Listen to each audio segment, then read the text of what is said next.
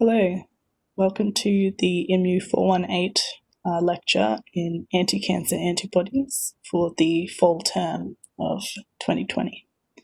We'll be discussing the mechanisms of anti-cancer activity of antibodies.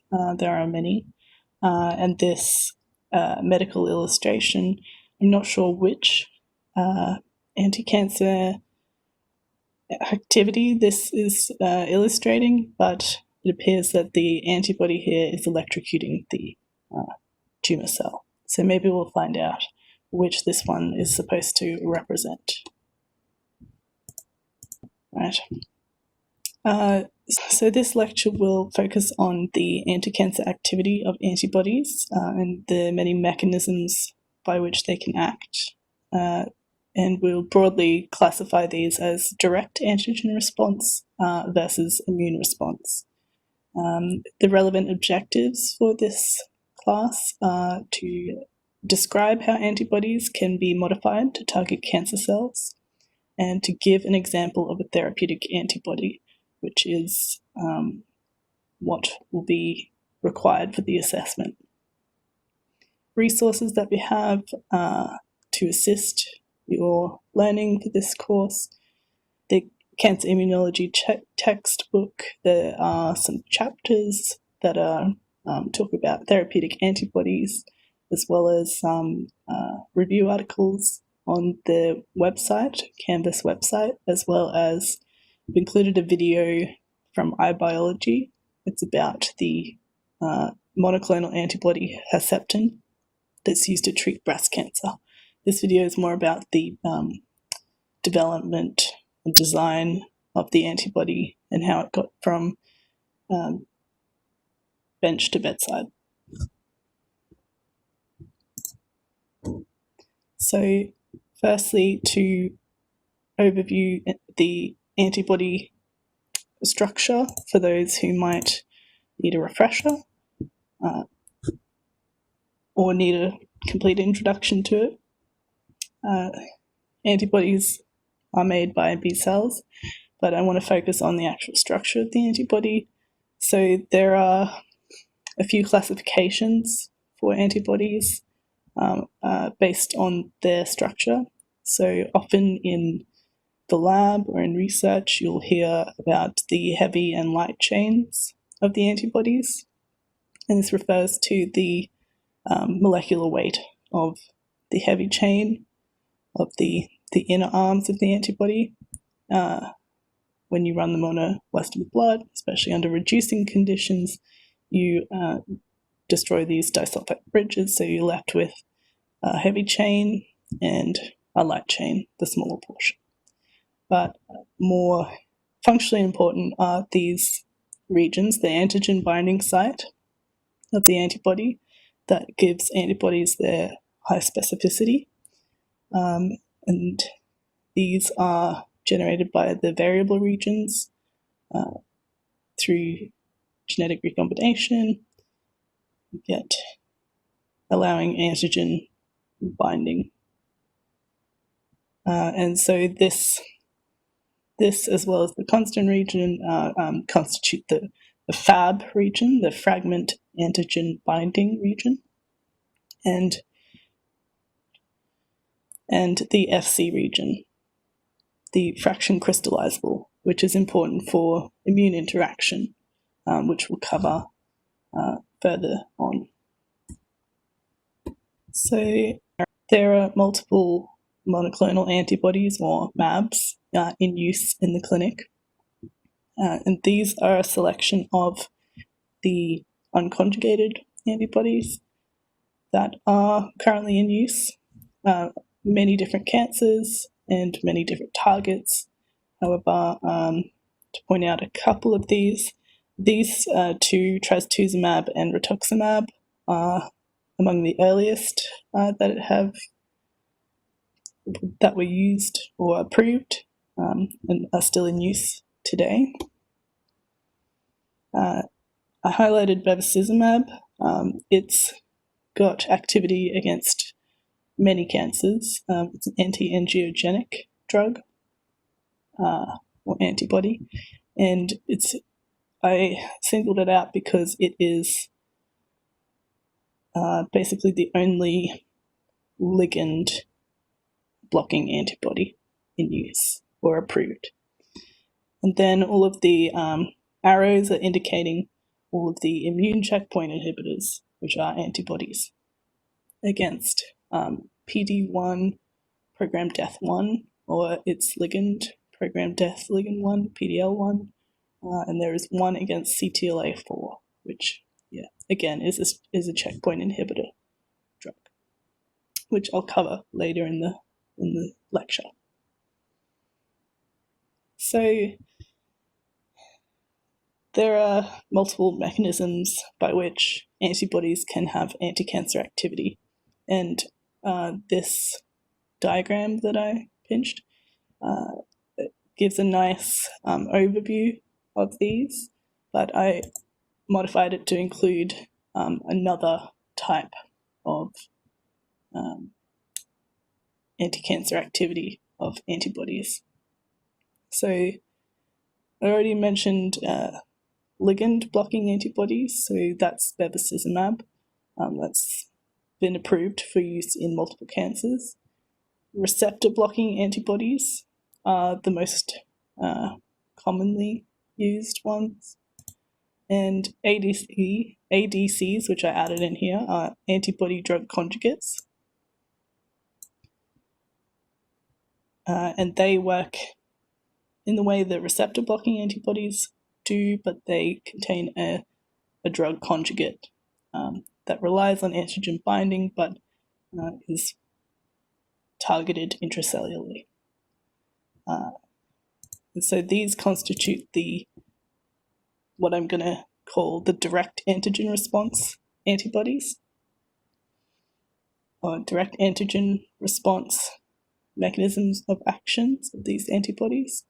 And then on the right of this arbitrary line is what I'll categorize as immune response dependent. So ADCC is probably the most well-known antibody immune interaction for cellular cytotoxicity, anti-cancer activity. The main effector cell for that is natural killer cells, so it's dependent on antigen antibody binding, but also the immune interaction. CDC, complement dependent cytotoxicity, is another mechanism of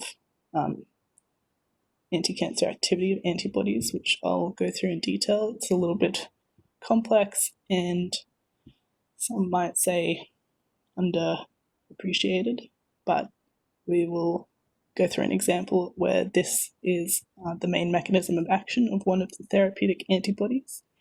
And we'll cover antibody-dependent cellular phagocytosis, which is a relatively not well studied, but a new and emerging field of study of anti-cancer activity of antibodies. And I'll tag on the end of this checkpoint inhibitors because they don't quite fit in any of these others, and we'll talk about that towards the end. So to start with, the direct antigen response, we're going to start with the ones on the left of that arbitrary line, and these are activities or responses of antibodies that are dependent on either internalization of the entire complex of the antibody and the antigen to remove it from the cell surface, or cross-linking and blocking the antibody, the antigen at the cell surface, or in the case of ligand binding, antibody activity is saturation of the antigen by the antibody to remove it from circulation. So we'll discuss these three. So receptor blocking first. It is the most common activity used in therapy, or the most common function of antibodies that are used in therapy. The example that I'll use to show this is trastuzumab, also known and branded as Herceptin. The receptor blocking antibodies are generally used to block, inhibit, disrupt signaling generated by the activity of the receptor that the antibody is targeting. So, for example, HER2, the target of Herceptin, is human epidermal growth factor receptor 2, and it's amplified in a number of cancers, but it's mainly found to be amplified in breast cancer. So if you've heard of the term HER2-positive breast cancer, those patients with HER2 amplifications can receive Herceptin as part of their treatment. So the activity of the antibody is to bind to HER2 at the cell surface to prevent dimerization of the receptor HER2 that is able to homo or heterodimerize with other growth factor receptors on the cell surface. And blocking this blocks the downstream signaling of HER2. So this image that I adapted, it's not quite perfect, but it was the best one I could find, and I didn't want to draw it myself.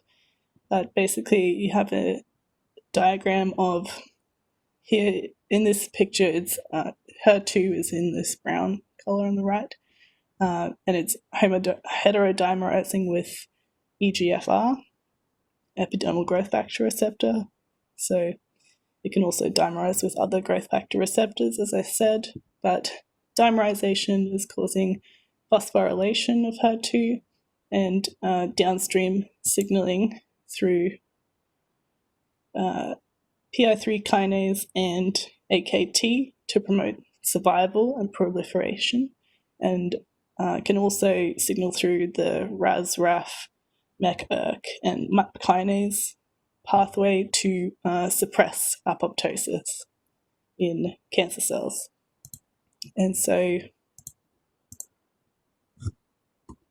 when we have the anti-HER2 antibody, and I apologize that this is a picture of antibodies stuck to a huge nanoparticle, but basically it's the same concept. If you have just the antibody, it prevents dimerization of HER2 with anything.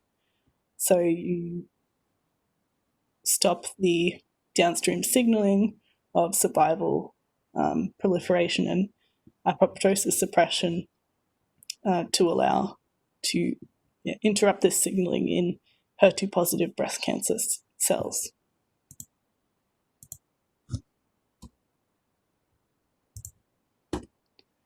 So the next example is ligand blocking. So as I mentioned, bevacizumab, also branded as Avastin, it's approved for use in multiple cancer types, and its activity is to block neoangiogenesis, so blood supply that tumors generate. So in the tumor microenvironment, overgrowth of a tumor can drive hypoxia with not well-established blood flow. So the overexpression of VEGF, vascular endothelial growth factor, stimulates neovascularization, allowing blood flow into the tumors and promoting proliferation of endothelial cells. So generating blood supply to tumors to allow further growth. So you can see VEGF here, the ligand, can bind to either VEGF receptor 1 or 2. So it's important that bevacizumab binds to the ligand in this case and not the receptor, because then you have to block two receptors, and getting an antibody to bind VEGF1 and 2 receptors, you'd have low specificity. So the option was to block the ligand in this case. And so you don't get signaling through VEGF1 and 2 receptors on endothelial cells that proliferate and migrate and support angiogenesis in the tumour. And so this antibody is saturating or soaking up all of the ligand to prevent signaling. So finally, for the direct antigen response antibody mechanisms, is my personal favourite of these is antibody drug conjugates, something I have worked on in the past. And these are clinically approved drugs. There are approximately 10 in the clinic with unique targets. There are some double ups here, but so antibody drug conjugates are a monoclonal antibody that's linked chemically with a special synthetic linker to a payload, which is usually a highly cytotoxic drug. And importantly, these ADCs can be internalizing antibodies or non-internalizing. So internalizing antibodies, or ADCs, relies on the endocytosis pathway. So the receptor, the target of the antibody, must be internalized and trafficked through the intracellular endosomes to the lysosome where its target is. And this occurs at the lysosome.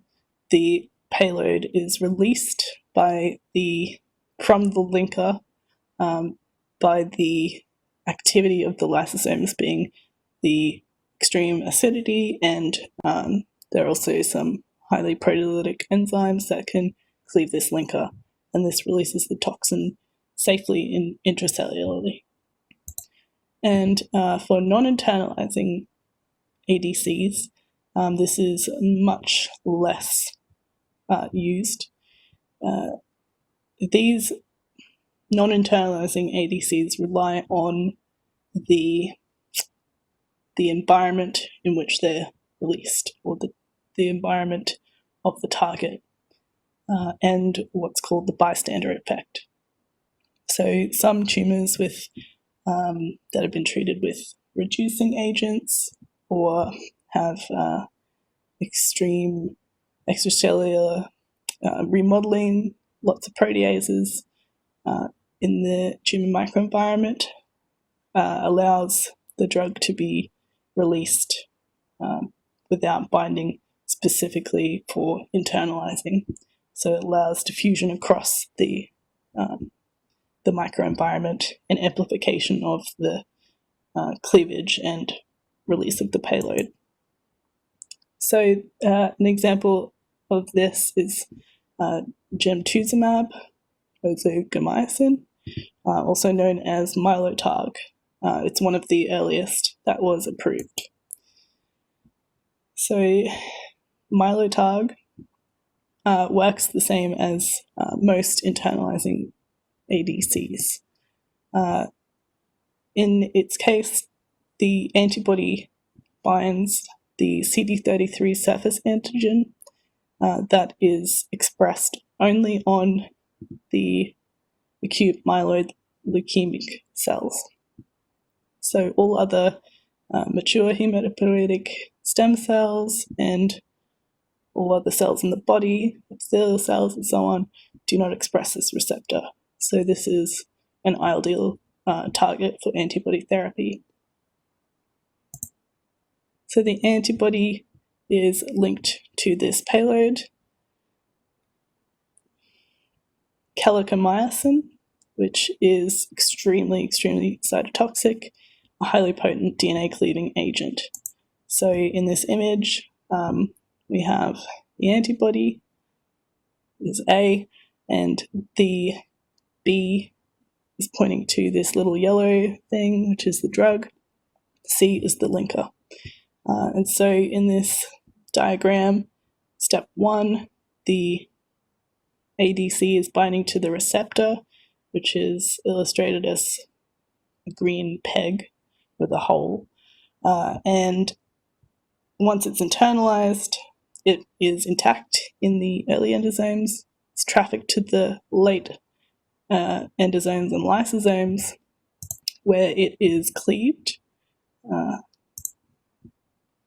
by the proteolytic and acidic environment of the lysosomes to release the drug from the antibody, which gets degraded in the linker. And in this image, it terrifyingly shatters the nucleus, this drug. So we don't want that going to the wrong type of cells.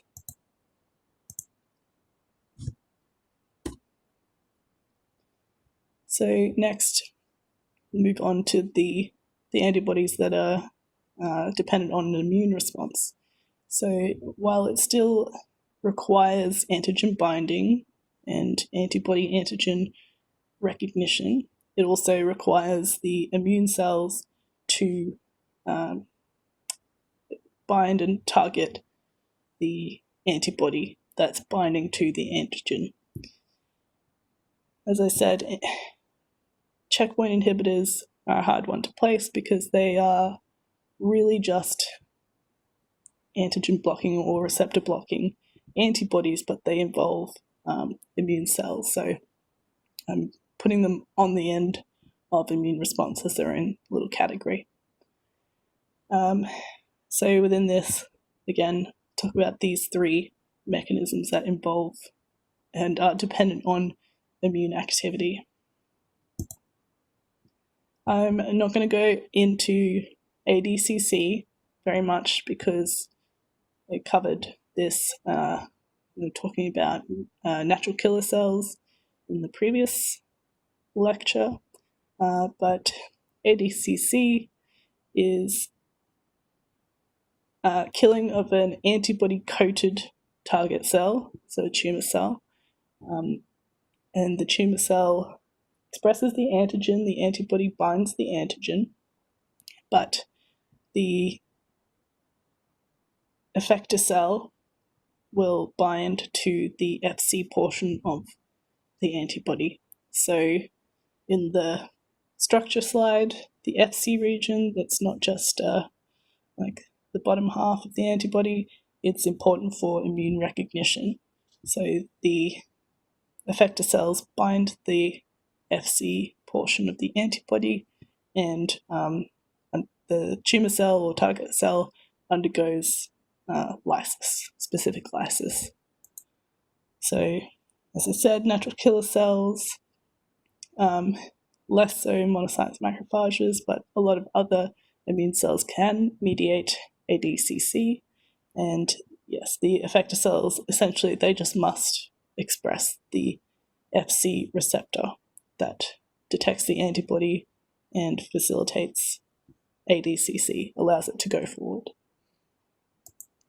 So I want to spend a little more time on complement-dependent cytotoxicity, CDC, because it is a little underrepresented, and it's still a highly important therapeutic activity of antibodies. And it is a little complicated, so we'll go through it slowly. So the complement pathway is triggered or activated by the first part of the C1 complex, C1q. C1q is the most important step.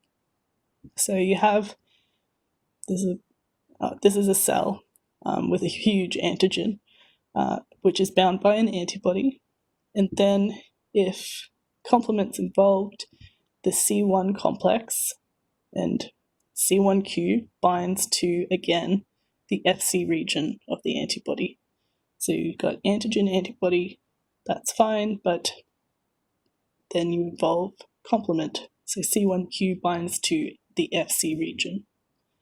Then a huge cascade of complement proteins results in the assembly of the membrane attack complex, or MAC, which forms this huge complex here with many different,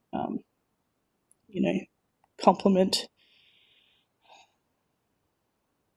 parts, and basically just forms a huge pore in the cell, or multiple pores, to cause the cell to explode. It was tempting to put up other pictures of cells exploding by complement. If you look that up on Google, it's quite entertaining, but basically all you need to remember is that the C1q binds to the Fc to stimulate this cascade.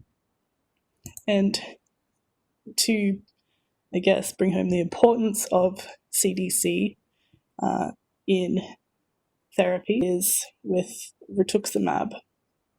So the rituximab is used in lymphoma, and it was shown recently that in a mouse model, when you remove the C1q component of the complement cascade by genetic ablation, so on, the rituximab antibody no longer has any anti-tumor activity in this model. So you can still have binding of the antibody, attacking its antigen, and so on, but the tumors don't go away. So without C1q, this rituximab, maybe it would not be approved. So it's an important pathway. And something entertaining I like to think about with the CDC pathway, maybe this is aging me, this reference, but whatever. I think of the Power Rangers, kind of semi-useless on their own, and so many of them. I don't want to say this red Power Ranger is the C1q, but look, they all combine into the membrane attack complex and actually get things done. So there you go. So finally, we are onto the antibody-dependent cellular phagocytosis, ADCP. This is another less characterized pathway of anti-cancer activity. So it is like the other immune dependent mechanisms. It is dependent on the macrophage binding to the Fc portion. So when Fc receptor is expressed on macrophages, it can bind to antibodies through the Fc portion. So for phagocytosis to occur in this way, an antibody, a tumor cell or target cell, must be essentially covered in antibody and having the Fc region exposed. So you've opsonized tumor cell with antibody, the macrophage can come along and eat it. It's kind of like adding salt to a meal to make it more tasty to the macrophage, coating it with antibody. As I said, this is not well characterized, so there are limited studies of ADCP, but it's being investigated clinically as a way to enhance the anti-tumor activity of macrophages, or in addition to macrophage-targeted therapies.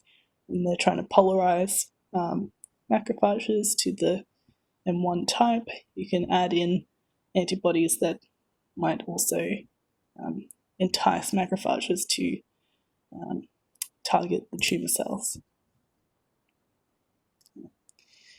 So I wanted to add in this slide, and I know that by showing a video on a video, it can look really jerky and lag. I think it's what you can see is we'll see what you can see. I've also uploaded this video onto Canvas, but I wanted to add it in anyway because it is an intravital microscopy experiment, which is very exciting to me. I love microscopy. And so intravital means that this is live imaging, live microscopy imaging at the cellular level inside the liver of a live mouse. So when you do watch the video, there is jerkiness to the imaging because it's breathing. The animal's breathing, and so there's a jerkiness to the video. But what I wanted to show is this study of ADCP of a melanoma cell in red, B16F10. It's a highly metastatic melanoma cell line. It's been labeled in red, and these liver macrophages, Kupffer cells, are labeled in blue. And what you'll see is the use of an antibody to entice or encourage the Kupffer cells to phagocytose the melanoma cells. So in the first image or video, this is just with PBS. So it's super jerky, but you see the Kupffer cells sample the melanoma cell, but they just leave it alone, leave it to continue metastasizing. But you can see with addition of this antibody TA99, the blue cell is eating the red cell in a very short time frame. And again, intravital microscopy, very jerky, plus showing video of a recording. Yeah. So if you are interested, the video is also up on Canvas. So in a still frame image of a similar experiment, this timing is in minutes. We have the blue labeled cells in this case are the tumor cells, so they're chronic lymphocytic leukemia cells and human macrophages. So this is not intravital, but you have human macrophages in red. After adding the rituximab antibody again, you can see the red macrophage is full of blue CLL cells. I didn't include the PBS control, but obviously the PBS control looked like time zero. So these are examples of the new and emerging experiments and findings in antibody-dependent cellular phagocytosis. So this next part, separate from ADCP, there are antibodies that can, like checkpoint inhibitors, inhibit the inhibitory signal. So to restore phagocytosis in cells, we can target the CD47 cell surface molecule. So in normal cells, CD47, it is a self-recognition signal that's expressed on many normal cells to stop macrophages eating just about everything. So CD47 expressed on the cell, and SERP alpha is expressed on the macrophage. If this interaction is engaged, it's a don't eat me signal to the macrophage. However, if you add in a antibody and that engages with the Fc gamma receptor, so Fc receptor on the macrophage, then that overrides the don't eat me signal. So in this example, a red blood cell getting a little old, it's going to express CD47 to say I'm self, don't eat me. So it engages with the SERP alpha to inhibit phagocytosis. However, this is an old antibody or an old red blood cell or an infected one, and antigen and antibody recognition, as well as Fc receptor and Fc region of the antibody recognize and signal to go ahead with phagocytosis. So on tumor cells, they only express the CD47 and say, I'm self, don't eat me, through the described mechanism. So in the clinic, there are a few early phase trials looking at anti-CD47 antibodies. So they're blocking this don't eat me signal on tumor cells. And they can combine that with an antibody such as rituximab, as well as many other targets to try and enhance phagocytosis or restore phagocytosis directed towards tumor cells. So this kind of blocking an inhibitory signal in macrophages that I've shown you is activity as checkpoint inhibitors. So checkpoint inhibitors, that's their trendy name, they are antibodies, and they target cell surface proteins. So they're kind of a receptor blocking antibody that allows the immune cells to have their effect. So there are two flavors of checkpoint inhibitors. Mostly you'll be familiar with the PD-1 programmed death pathway. These are complicated images, but they're describing the same thing. So if a tumor cell is expressing the B7-1, B7-2 ligand, that can bind to the CTLA-4 receptor on a T cell that inhibits the activity or the death activity of T cells. So you get antigen receptor activation recognition, but this interaction blocks death. So using either anti-B7-1, B7-2 antibodies, or from memory, the only one that's been approved is an anti-CTLA-4 antibody. You remove this inhibitory action and allow the lysis of the tumor cell to go ahead. And again, same with PD-L1, the ligand and the receptor. Ligand is expressed on the tumor cells and the receptor on the T cells. If you remove this inhibitory activity, and both PD-L1 antibodies and anti-PD-1 antibodies are in use, you get effector cell activity and lysis of the tumor cell.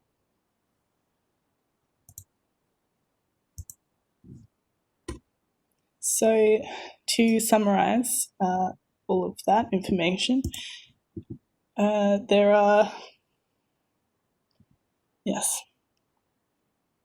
we can summarize the anti-cancer activity or mechanisms of action of antibodies into two broad categories, either by direct antigen response or dependent on immune response.